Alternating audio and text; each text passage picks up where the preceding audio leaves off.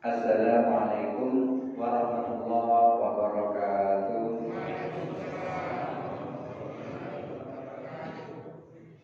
Innal hamdalillah wassalatu wassalamu ala Rasulillah wa ala alihi wa ashabihi wa man wala. La haula wala quwwata illa billah. Rabbi shrah li sadri wa yassir li amri wahlul 'uqdatam min lisani yafqahu qawli. Amma ba'du. Kemarin sudah saya sampaikan bahwa seorang muslim itu hendaknya mempelajari 3 ilmu. Yang pertama ilmu tauhid, yang kedua ilmu syariat atau ilmu fikih, dan yang ketiga ilmu tasawuf untuk mengangkat amal ibadah kita di hadapan Allah Subhanahu wa taala. Kemarin sedikit sudah saya sampaikan baru mukadimah dari Syekh Ali Jum'ah, Mufti Mesir, dosen dari Universitas Al-Azhar Kairo. Beliau memberikan komentar terhadap kitab Tuhfatul Murid ala Jawahir Tauhid. Kali ini saya ingin menyajikan yang kedua, yaitu ilmu syariat atau gampangnya itu ilmu fikih, untuk mengukur ibadah kita ini sah atau tidak sah. Karena kita beribadah itu rentetannya panjang, mulai dari airnya yang kita pakai sampai caranya kita memakai air, sampai urutan-urutannya kita memakai air itu, sampai sempurnanya wudu, sampai kemudian sempurnanya sholat. Jadi urutannya sebetulnya adalah panjang sekali. Satu persatu insya Allah akan kita pelajari sama-sama di sini. Saya bukan ngajar, saya cuma membaca kitab, jadi kita sama-sama belajar. Maksud saya paham, Bapak Ibu semuanya juga ikut paham. Kali ini saya ingin menyajikan kitab yang sudah usang seperti ini karena terlalu sering dibaca. Namanya kitab Al-Muhadzab fi Fiqh Syafi'i. Kitab ini adalah kitab yang dibuat oleh ulama yang hidup pada tahun 400 Hijriah. Jadi sudah lama sekali. Di dalam penjelasan kitab ini dikatakan kitabun jalilun miqdaru. Kitab ini adalah kitab yang ukurannya besar. Memang ada 3 jilid untuk cetakan DKI, Darul Kutub Ilmiah Bayrut. Tapi kalau cetakan Al-Qudus itu ada 4 jilid karena tulisannya agak jarang-jarang. Ini tulisannya agak rapat-rapat, jadi 4 jilid itu menjadi 3 jilid. Siapa yang menulis kitab ini? Yang menulis kitab ini adalah seorang ulama yang hidup pada tahun 400 Hijriah. Beliau adalah Al-Imam Abi Ishaq Ibrahim bin Muhammad As-Sirazi, atau yang kita kenal Abu Ishaq Ibrahim bin Ali bin Yusuf As-Sirazi. Beliau ini adalah orang yang mengumpulkan karya-karya kitab Imam Syafi'i. Di antara karya kitab Imam Asy-Syafi'i yang populer, yang terkenal, itu namanya Al-Um. Al-Um itu artinya ibu. Ibu itu artinya induk. Induknya fikih itu ada di kitab namanya Al-Um. Itu ada 10 jilid, lumayan juga panjangnya. Beliau mengambil dari ucapan-ucapan atau pendapat-pendapat Imam Syafi'i. Oleh karena itu dikatakan Imam Asyirazi itu adalah Asyirazi Asy-Syafi'i, artinya madhabnya adalah madhab Syafi'i. Al-Mutawaffa sanata sittin wa sab'ina wa arba'imi'atin.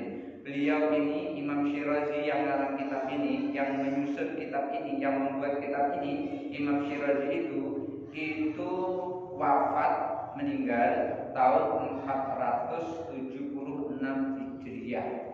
476 Hijriah. Ini masih dekat sekali dengan ulama salaf. Karena ulama salaf itu terakhir adalah tahun 300. Jadi tahun 399 itu sudah terakhir dari masa ulama salaf. Karena Rasulullah SAW menyampaikan khairu umatin, sebaik-baik umat atau sebaik-baik ulama pada zaman Rasulullah itu adalah 3 kurun atau 3 abad sesudah Rasulullah. Artinya abad pertama, abad kedua, dan abad ketiga. Abad pertama itu para sahabat, abad kedua itu para tabi'in, dan abad ketiga itu adalah tabi'in. Jadi ini sebaik-baik ulama dan sebaik-baik umat. Dan di sini kita diperintahkan oleh Rasulullah untuk mengikuti Rasulullah, mengikuti para sahabat, mengikuti para tabi'in dan tabi'in. Kita disuruh untuk mengikuti amalan mereka karena mereka masih murni karena dekat dengan Rasulullah. Dan Imam Syirazi ini beliau hidup pada tahun 400 Hijriah. 400-an Hijriah, 476 Hijriah, artinya beliau ini masih dekat dengan ulama salaf, tapi sudah bukan ulama salaf lagi. Beliau menyusun kitab ini, disusun oleh mereka, oleh Abu Ishaq Ibrahim. Bada'a fi tasnifihi sanata khamsin wa khamsina wa arba'iniyatin. Kitab ini ditulis oleh Imam Syirazi pada tahun 455 Hijriah. Beliau mulai membuat kitab ini 455 Hijriah. Wa faragha minhu fi sanati tis'in wa sittina wa arba'iniyatin. Kemudian kitab ini selesai pada tahun 479 Hijriah. Dimulai dari 455 Hijriah, selesai 476 Hijriah. Berapa lama ini dibuat oleh Imam Syirazi kitab ini? Dari 455 Hijriah selesai 469 Hijriah. Berapa lama? 14 tahun. Masya Allah, 14 tahun beliau membuat kitab ini, membuat kitab ini untuk kita semua. Itu 14 tahun. 14 tahun. Wajar kita mempelajari juga lama. Membuatnya aja lama. Membuatnya lama. Kalau membuatnya lama, biasanya mempelajarinya lebih lama, biasanya begitu. Karena saya membuat buku kecil aja 56 halaman yang saya buat paling-paling itu cuma 1 bulan, itu dipelajari bisa bertahun-tahun. Apalagi ini yang dibuat selama 14 tahun. Enggak agak lama sedikit ini mempelajarinya ini. Bahwa kita menjadi lulubat dari yaktana bisa ini fuqaha asy-Syafi'iyah. Kitab ini adalah kitab yang ukurannya besar, dan kitab ini kitab yang perkembangannya atau perjalanan di dalam kitab ini memperhatikan kitab-kitab Imam Syafi'i atau kitab-kitab ulama yang bermadzhab Syafi'iyah. Artinya beliau Imam Syirazi ini mengambil dari kitab-kitab muridnya Imam Syafi'i. Siapa muridnya Imam Syafi'i itu? Di antaranya adalah Al-Buwaiti. Imam Al-Buwaiti itu adalah seorang murid Imam Syafi'i yang menjadi tangan kanan Imam Syafi'i. Artinya dia murid kepercayaan. Ketika Imam Syafi'i tidak hadir atau Imam Syafi'i berhalangan untuk menyampaikan fatwa, maka tampillah Imam Al-Buaiti yang masih muridnya ini menggantikan Imam Syafi'i. Beliau ini cerdas sehingga Imam Syafi'i sangat percaya kepada Imam Al-Buaiti. Maka Imam Syirazi mengambil karya-karya dari Imam Syafi'i, kemudian karya-karya murid dari Imam Syafi'i. Terus kitab ini Bapak Ibu, ini ada 3 jilid. Kitab 3 jilid ini kemudian terus dijelaskan lagi oleh ulama-ulama berikutnya. Dijelaskan lagi, namanya disyarah. Disyarah itu dijelaskan lagi karena ini adalah induk atau matan, isi. Jadi ringkas saja sebanyak ini. Bagaimana kalau tidak ringkas? Ini ringkas nih, tapi ini baru jilid 1. Ringkas jilid 1-nya ada 800 halaman. Itu ringkas. Kitab ini disyarah lagi, dijelaskan lagi karena di dalamnya ada kata-kata mustilah, kata-kata yang sulit untuk dipahami. Kemudian dijelaskan lagi. Siapa yang menjelaskan? Fal awwalu man syarahahu ala maqal Syafi'i. Yang pertama sekali yang menjelaskan kitab ini, kitab yang menjelaskan ucapan-ucapan atau pendapat-pendapat Imam Syafi'i ini. Siapa yang menjelaskan pertama? Abu Ishaq Ibrahim bin Mansur Al-Iraqi. Namanya juga Abu Ishaq, tapi Al-Iraqi. Kalau tadi itu Asy-Syirazi yang membuat. Yang membuat ini Asy-Syirazi artinya dari daerah Syiraj. Ini Al-Iraqi, berarti beliau ini dari daerah Irak. Abu Ishaq Ibrahim bin Mansur Al-Iraqi itu orang yang pertama sekali mensyarah kitab Al-Muhadzab fi Fiqh Syafi'i. Kemudian beliau meninggal sanata Sittin wa Sittina wa Khamsimiatin. Beliau meninggal pada tahun 596 Hijriah. Beliau meninggal pada tahun 596 Hijriah. Berarti waktu beliau mensyarah ini, kemungkinan ini Imam Syirazi sudah wafat, karena Imam Syirazi wafat 469 Hijriah. Beliau yang mensyarah ini, Abu Ishaq bin Mansur ini Al-Iraqi, meninggal tahun 596 Hijriah. Beliau mensyarah kitab Al-Muhadzab ini fi asrati ajza'in mutawassitatin. Dari 3 jilid ini beliau syarah menjadi 10 jilid. Satu jilidnya itu sekitar 700-800 halaman. Lumayan.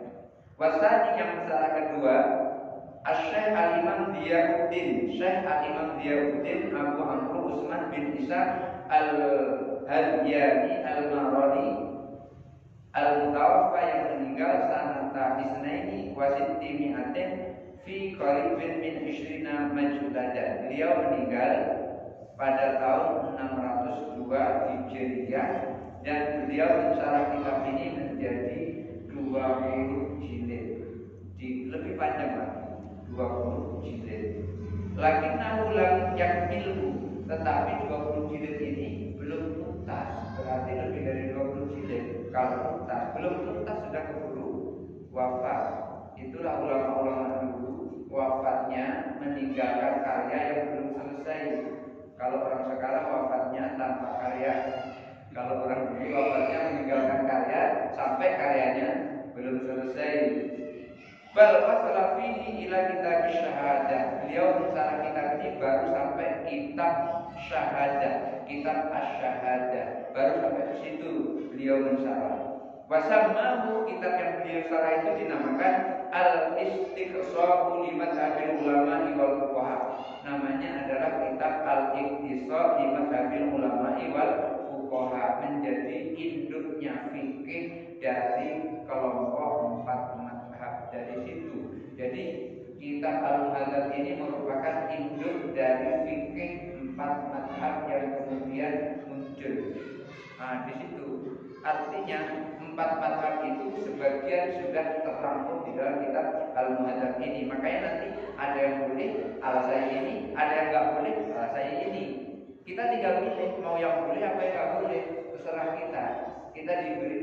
karena ikhtilaful ulama rahmah.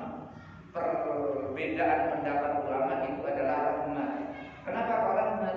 Kita bisa ikuti, kita ikuti, nggak bisa, nggak kita ikuti yang bisa. Kan mudah itu. Daripada kita memaksa untuk mengikuti satu, kemudian kita nggak bisa, enak kita memilih. Misalnya makan setengah piring boleh, makan 2 piring boleh. Kita suka yang mana? Kalau suka makan 2 piring silakan, nggak apa-apa. Mau makan sepiring juga nggak apa-apa. Jadi ada pilihan di situ. Hadis yang ketiga yang mensyarah kitab ini adalah Abu Dhabi Ismail bin Muhammad Al-Hadrami. Al-Hadrami ini wa huma fi asrin wahidin wa lam ya'lam bi asbab bisyarhi. Antara Abu Dhabi dengan Al-Imam Al-Diyahdin Abu Amru ini satu masa atau satu zaman hidupnya satu masa. Artinya ketika tahun itu kedua-duanya sama-sama masih dalam keadaan sehat walafiat. Warabi yang ketiga ini sangat lebih panjang lagi syarahnya, yaitu Al-Imam Muhyiddin Abu Zakaria Yahya bin Syaraf An-Nawawi, Imam Nawawi yang terkenal dengan Majmu' Syarhil Muhadzab. Beliau meninggal tahun Sittina Wasab'ina Wasitimi'atin, meninggal tahun 676 Hijriyah. Tetapi kitab beliau ini juga belum sempurna, belum sampai tuntas kitabnya. Balagha fi bab riba, sampai bab riba beliau wafat. Jadi enggak tuntas. Beliau ini juga enggak tuntas mengarangnya. Tapi biasanya ulama dulu kalau tidak tuntas mengarangnya, itu ketika kita itu menarik diteruskan oleh yang lain yang memiliki ilmu yang sama, sekurang-kurangnya ilmunya menyamai. Oleh karena itu, Tsumma akhadahu Taqiyuddin Ali bin Abdul Kafi. Kemudian kitab yang disyarah oleh Imam Nawawi yang mensyarah Al-Muhadzab, yang kemudian namanya adalah Majmu' Syarhil Muhadzab, yang jumlah jilidnya itu kalau Darul Hadis itu ada 23 jilid, kalau DKI itu ada 29 jilid. Banyak sekali itu, 29 jilid. Ini kemudian diteruskan oleh Imam Taqiyuddin Ali bin Abdul Kafi As-Sabki Al-Mutawaffa yang meninggal tahun 756 Hijriyah. Masya Allah. Saya ceritakan sedikit tentang Imam As-Sabki. Imam As-Sabki ini ilmunya melimpah, ilmunya bukan main. Tetapi ternyata Imam As-Sabki ini masih mencari di mana Imam Nawawi duduk saat ngajar. Beliau mencari tempat duduk Imam Nawawi saat mengajar. Imam Nawawi itu usianya 46 tahun. Meninggal pada usia 46 tahun. Karyanya lebih dari 30 kitab. Di antaranya yang terkenal adalah Majmu' Syarhil Muhadzab, kemudian Al-Adkar yang tipis-tipis itu, masih banyak lagi karya-karyanya. Imam As-Sabki ini nggak jauh dari Imam An-Nawawi, artinya masih ada kebayang lah. Barangkali kita membayangkan bagaimana kemerdekaan kemarin itu, kita masih bisa membayangkan karena jaraknya belum sampai 100 tahun. Masih bisa kita membayangkan dan menelusuri karena pelaku sejarahnya masih ada. Imam As-Sabki ini saking ngefansnya kepada Imam Nawawi, tempat duduk Imam Nawawi itu dicari. Kemudian Imam As-Sabki sholat di tempat duduk Imam Nawawi itu.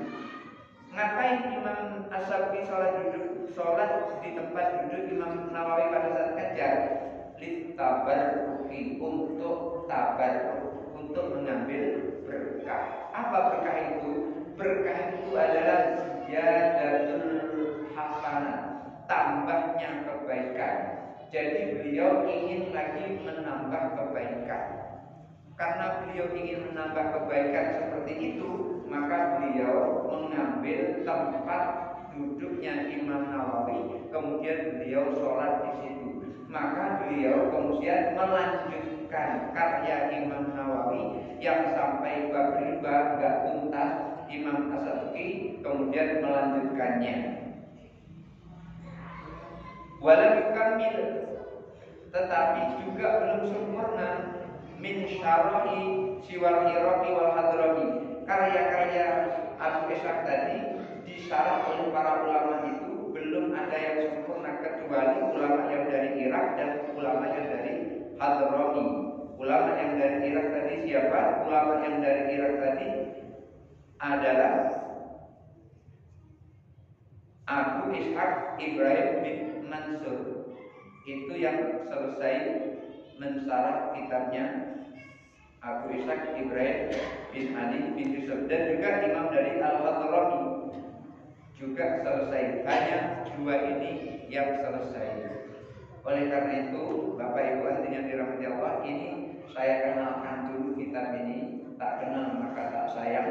Kalau kita nggak kenal dengan kitab ini, kita juga kurang senang untuk mempelajari kitab ini. Oleh karena itu, setelah kita tahu bahwa kitab ini sesungguhnya perjalanannya sangat panjang, 14 tahun beliau mengarangnya, beliau menyusunnya, kemudian setelah selesai disambut oleh ulama lain dan dijelaskan.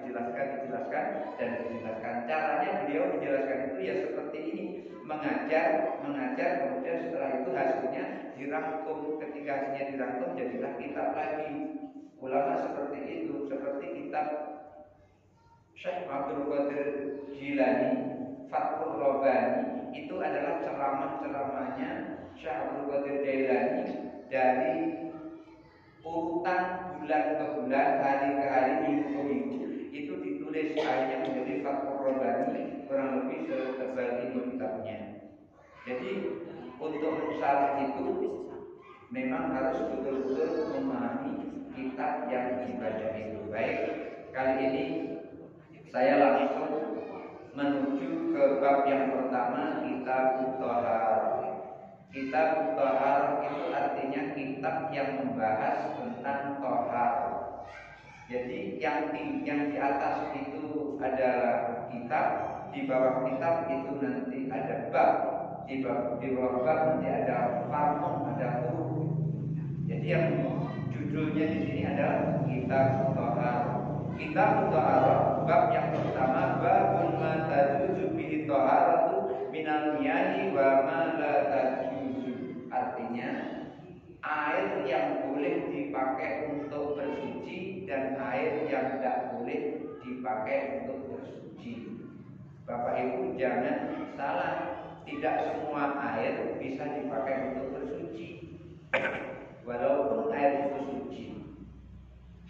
Ibu beli air dogan 1 ember, suci tidak air dogan? Suci. Terus ibu pakai untuk nyuci baju, nggak akan suci baju ibu. Ibu cuci pakai air dogan nggak akan suci, karena air dogan itu bukan air suci mensucikan. Dia air suci, tetapi tidak mensucikan. Maka di sini beliau pertama menyampaikan, tadi sudah saya sampaikan, untuk sempurnanya ibadah itu rentetannya panjang, mulai dari air, dari alatnya yang pertama yaitu air untuk bersuci. Beliau membahas air yang boleh dipakai untuk berwudu atau untuk bersuci dan air yang tidak boleh dipakai untuk bersuci. Yajuzu raf'ul hadathi wa izalatin najasi bil ma'il mutlaq. Yang boleh dipakai untuk mengangkat hadas, untuk menghilangkan najis, kan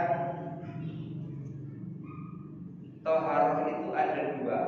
Thaharah mengangkat hadas dan thaharah menghilangkan najis. Ada dua itu.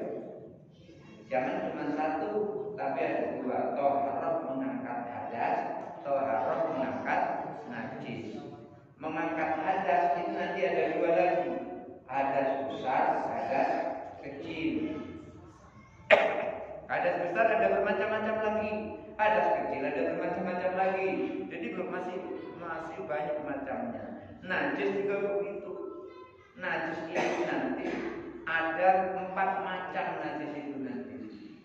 ada namanya najis berat, najis mughalladah, ada namanya najis mukhaffafah atau najis ringan, ada namanya najis mutawasithah atau najis sedang, dan ada namanya najis ma'fu anhu, najis yang dimaafkan.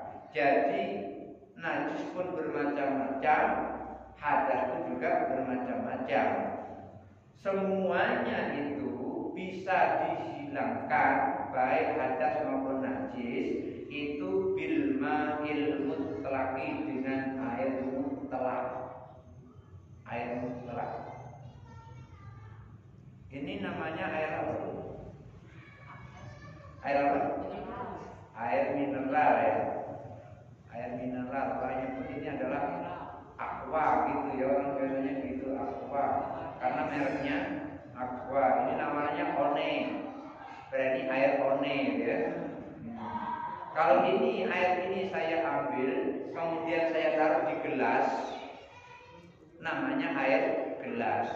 Kalau ini saya ambil, saya masukkan semuanya, jumlahnya menjadi satu bak mandi, namanya air bak. Ya, air bak kan karena letaknya di bak. Saya masukkan di cerek, namanya air cerek. Saya masukkan di ember, namanya air. Jadi air ini tidak terikat sama sekali. Oleh karena itu namanya air mutlak. Maka air mutlak itulah yang boleh dipakai untuk menghilangkan hadas dan menghilangkan najis. Maka ini bisa dipakai untuk wudu. Caranya gimana? Kita tutup sedikit terus dituangkan begini, boleh. Walaupun cuma segini, boleh. Tapi kalau dikokok itu nggak boleh. Tapi kalau dituangkan boleh. Kenapa kok boleh? Karena air yang datang dengan air yang didatangi itu berbeda, Bapak Ibu. Air yang datang, kalau ini dituangkan begini berarti airnya yang mendatangi benda, kan gitu. Tapi kalau tangannya yang kita masuk ke sini, airnya kedatangan tangan, itu berbeda hukumnya. Kalau air ini mendatangi tangan, airnya tidak akan berubah dari status sucinya. Tetapi ketika air kita datangi dengan tangan kita sudah berubah, karena ini tidak cukup satu kola. Sekurang-kurangnya kan 2 kola. Kalau 2 kola nggak apa-apa, tapi kalau kurang dari 2 kola, dia menjadi air mustahmal, tidak bisa lagi dipakai untuk berwudu. Maka air yang boleh dipakai untuk menghilangkan hadas, menghilangkan najis itu adalah air mutlak. Sudah kebayang Bapak Ibu, air mutlak itu air apa? Air yang tidak ada ikatan sama sekali. Ditaruh di gelas namanya air gelas, ditaruh di cerek namanya air cerek, ditaruh di bak mandi namanya bak mandi, dilempar ke kolam namanya air kolam, masukkan ke sumur namanya air, itu namanya air mutlak. Jadi kalau ditaruh di gelas namanya teh, ditaruh di cerek namanya juga teh, ditaruh di bak mandi namanya juga teh, ditaruh di mana saja namanya air teh, itu nggak mutlak, itu udah terikat oleh nama teh.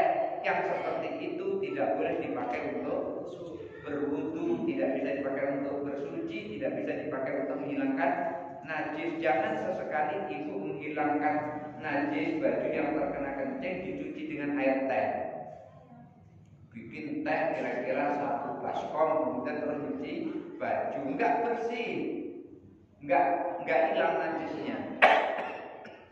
Karena yang boleh dipakai untuk menghilangkan najis adalah air mutlak. Nah, di sini ya jujur hadasi wa idalati najasi bil ma'il mutlaqi, dengan air mutlak. Boleh bisa, yang bisa menghilangkan hadas, bila bisa menghilangkan najis adalah air mutlak. Saya harap sampai di sini air mutlak sudah paham.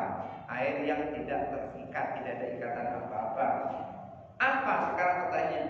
Apa saja air mutlak itu? Apakah hanya ini air mutlak itu? Tentu tidak. Wa ma nazala minas samai. Air mutlak itu adalah seluruh air yang turun dari langit. Seluruh air yang turun dari langit itu semuanya air mutlak. Yang kedua, au nabagha minal ardi, atau yang keluar dari tanah. Seluruh air yang keluar dari langit dan seluruh air yang keluar dari tanah itu namanya air mutlak. Faman nazala minas samai ma'ul matari. Air yang turun dari langit namanya ma'ul matari, air hujan. Jadi air hujan itu pas lagi turun gitu, itu tampung gitu, itu bisa langsung tapi nggak bisa berwudu itu langsung nyemplung gitu, nggak bisa.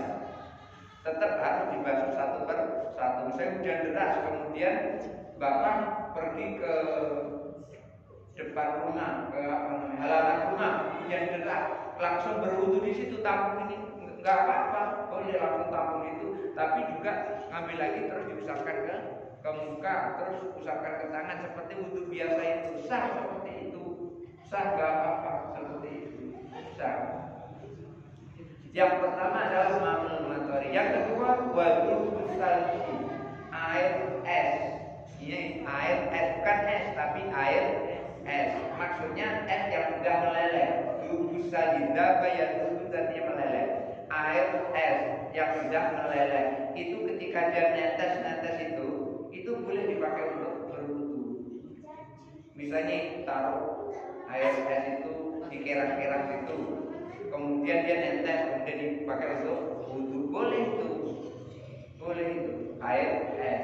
Kemudian wal barat, air embun akan terlihat jelas sekali air embun itu di musim kemarau yang tidak hujan. Tiba-tiba di depan kita ada pagar dari pohon beluntas. Itu tahu beluntas?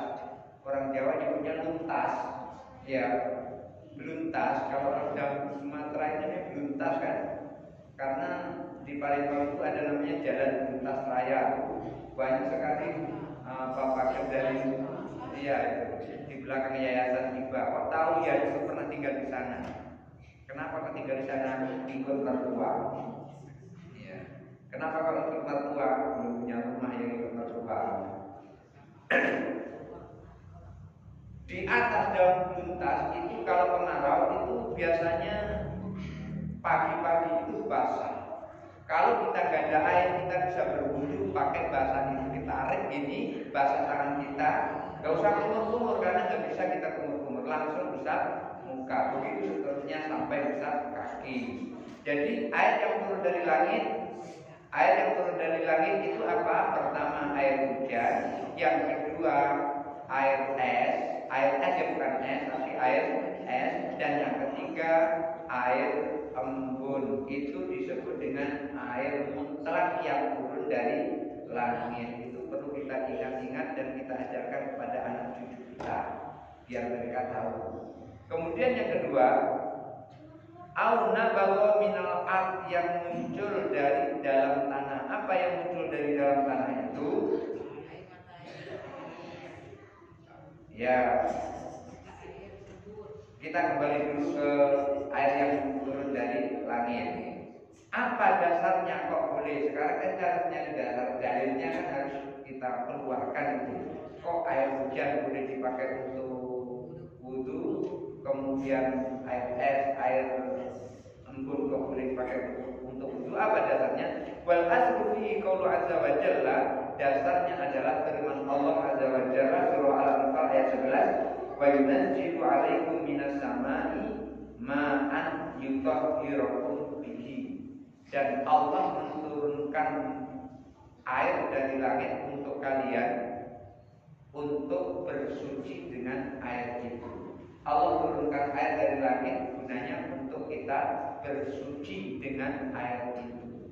Ini membuktikan bahwasanya air hujan boleh dipakai untuk berwudu karena air hujan turun dari langit. Air salju, kita di sini memang tidak ada salju, tapi kalau di luar negeri yang ada 3 musim itu ada salju. Ada yang sudah pernah ke luar negeri? Mungkin Pak Maman belum? Oh belum.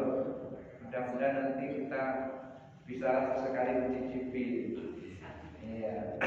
Kalau di Mekah itu saya pernah di sana ketemu turun salju gitu. Tapi pernah terjadi hujan salju. Memang tidak besar-besar, cuma segini-segini. Cuma ketika kena kepala lumayan sakit. Pernah itu terjadi hujan salju. Artinya potongan-potongan salju kecil.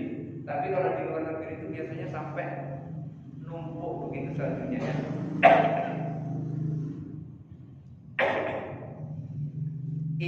semuanya boleh dipakai untuk bersuci. Yang kedua, wa mana bahwa minal ard, dan yang keluar dari tanah. Apa yang keluar dari tanah? Yang pertama, ma'ul bihari, air laut. Air laut itu boleh dipakai untuk bersuci, berwudu boleh pakai air laut, cuci baju boleh pakai air laut.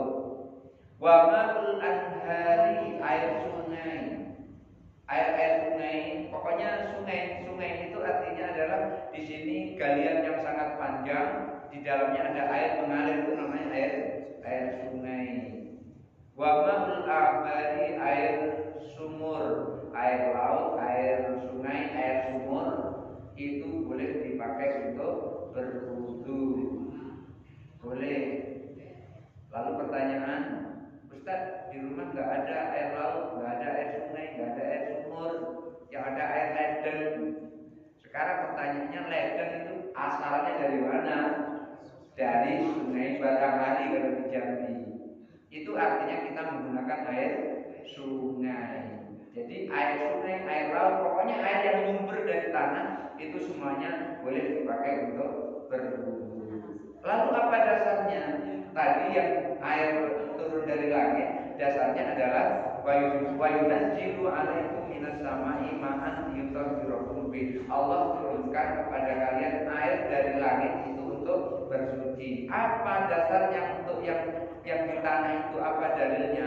Dalilnya bukan Al-Quran, tapi dalilnya adalah hadis.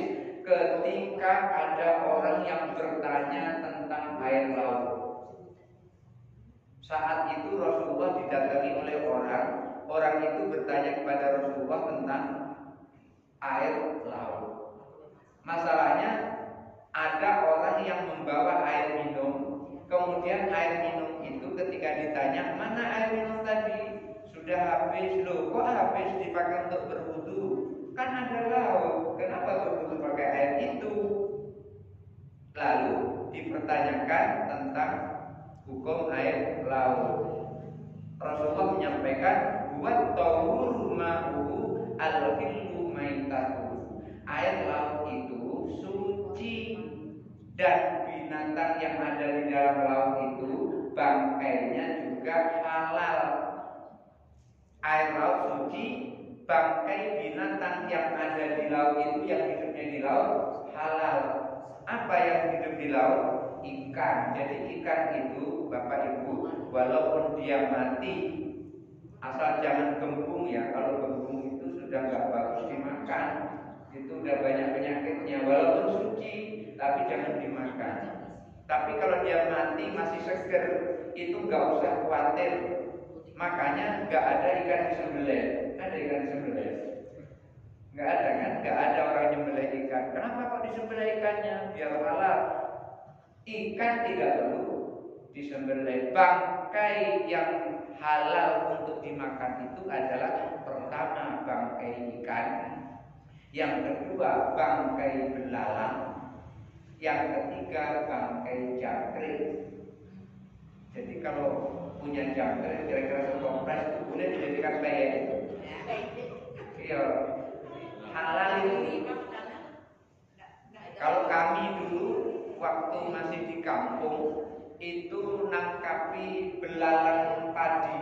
Belalang padi ditangkap, masukkan dalam sangkai asoy, kemudian dibawa ke rumah. Sampai di rumah oleh ibu dipeyek, namanya peyek belalang padi. Rasanya enak, rasanya enak. Mungkin ibu-ibu yang hidup di kota geli, tapi kalau kami yang hidup di kampung itu udah biasa makan belalang. Kalau yang jangkrik memang saya belum, tapi kalau yang belalang, karena kenapa kalau jangkrik belum pernah saya makan? Karena saya sayang sama jangkrik. Saya suka piara jangkrik karena bunyinya itu saya senang. Katanya untuk nangkep tikus, rupanya jangkrik malah dimakan tikus. Bangkai binatang dari laut yang ada di laut namanya ikan, asal dia bernapasnya dan orangnya begitu adalah ikan, maka hukumnya halal. Dulu ini saya cerita tentang Mbah Kiai Khalil Bangkalan. ketika Kiai Khalil Bangkalan masih belajar di Mekah, dan di situ beliau sudah mulai ngajar, dipercaya ngajar di Masjidil Haram. Saat itu ulama-ulama pada sedang berkumpul menentukan sebuah binatang hukumnya halal atau haram. Pada saat itu masih tidak ada kesepakatan untuk menentukan hukum itu. Karena apa? Kebanyakan ulama yang ada yang duduk di situ belum tahu sebutan nama binatang itu, dengan bentuk binatangnya belum tahu. Akhirnya Mbah Kiai Khalil Bangkalan itu langsung mengambil contoh. Beliau tidak pindah dari tempat duduk, cuman langsung tangannya itu ngambil dari bawah meja terus ditarik. Yang dimaksud itu binatangnya ini, langsung disebut begitu. Pertanyaannya dari mana dia itu ngambil? Itulah kehebatan Mbah Kiai Khalil Bangkalan, gurunya Mbah Kiai Hasyim Asy'ari. Akhirnya ulama sepakat bahwa binatang itu halal hukumnya. Itu adalah kepiting yang hidup di laut. Ketika dia lama-lama di darat, lama-lama mati. Dia hidupnya hanya di laut. Makanya kita boleh makan kepiting laut. Tapi kalau berarti kepiting itu ada yang halal, ada yang haram. Yang hidupnya di darat dia adalah haram. Tetapi yang hidupnya di laut, ketika dinaikkan ke darat lama-lama mati, berarti dia kehidupannya adalah di laut. Yang itu yang boleh dimakan. Sama dengan kerang. Kerang itu kalau ditaruh di darat lama-lama mati. Tapi kalau di laut dia tidak mati. Maka kerang itu hukumnya juga halal. Ada kepiting di darat warnanya hitam. Yuyu namanya. Yuyu namanya. Kalau di Jawa itu namanya andi-andi lumut. Ya, andi-andi lumut itu naik yuyu ya. Ya. Kalau di Jawa namanya andi-andi lumut. Siapa andi-andi lumut itu? Orang yang sangat ganteng yang digandrungi oleh banyak orang. Jadi ada dua macam kepiting itu. Ada kepiting yang di laut, yang hidupnya di air, ada yang hidupnya di darat. Yang hidupnya di darat banyak itu. Dia warnanya agak kehitam-hitaman biasanya itu, dan kecil tidak besar. Tapi kalau yang di laut itu biasanya besar. Dan saya pernah makan itu dan enak ya. Tapi makanya yang di dalamnya itu. Kalau kita masak enak, tapi sayangnya istri saya nggak bisa masak ikan itu, kepiting itu. Waktu saya belajar di pondok pesantren Wali Pintu Air Hitam Laut, memang tempatnya di pinggir laut, yang penghasilnya adalah ikan-ikan laut. Di situ sering masak kepiting dan rasanya enak sekali. Di sop itu rasanya wah, bukan main. Iya, sekarang hanya terbayang-bayang saja. Sampai dulu badan saya di situ gemuk karena kebanyakan makan kepiting sama udang agogo. Baik, artinya seluruh binatang yang ada di laut itu halal, tidak haram. Bangkainya halal, tidak haram. Seluruh binatang yang ada di laut halal. Kata orang Palembang kecuali kapal selam. Kapal selam tidak boleh dimakan. Tapi kalau kapal selam Palembang boleh dimakan. Sama dengan seluruh buah-buahan itu boleh dimakan kecuali beton. Tapi kalau orang Jawa bisa makan beton. Apa beton itu? Beton itu isi nangko, itu namanya beton. Orang Jawa gak kalah dengan Palembang. Palembang bisa makan kapal selam, orang Jawa makan beton. Makan paku. Kalau di Padang nggak kalah lagi makan paku. Makan paku. Bapak Ibu hadirin yang dirahmati Allah Subhanahu wa taala, sudah berapa ini? Sudah masuk? Sudah masuk ya? Belum? Berapa 18 ya? Berapa 10? 12 lagi. Iya. Jadi yang boleh dipakai untuk berwudu adalah semua air yang turun dari langit dan semua air yang sumber dari tanah. Yang dari tanah tadi dasarnya adalah semua air laut itu suci dan binatang yang ada di dalam laut itu halal, tidak haram. Itu dasarnya. Kemudian apa dasarnya kita bersuci dari air laut, dari air sumur itu boleh? Rasulullah pernah ruya an Nabi sallallahu alaihi wasallam tawaddu'a min bi'ri budu'ata. Rasulullah pernah berwudu dari sumur budu'ah. Sumur budu'ah itu ada yang menjelaskan itu adalah nama seorang yang kafir. Tetapi yang jelas sumur budu'ah itu semua orang pada mandi di situ.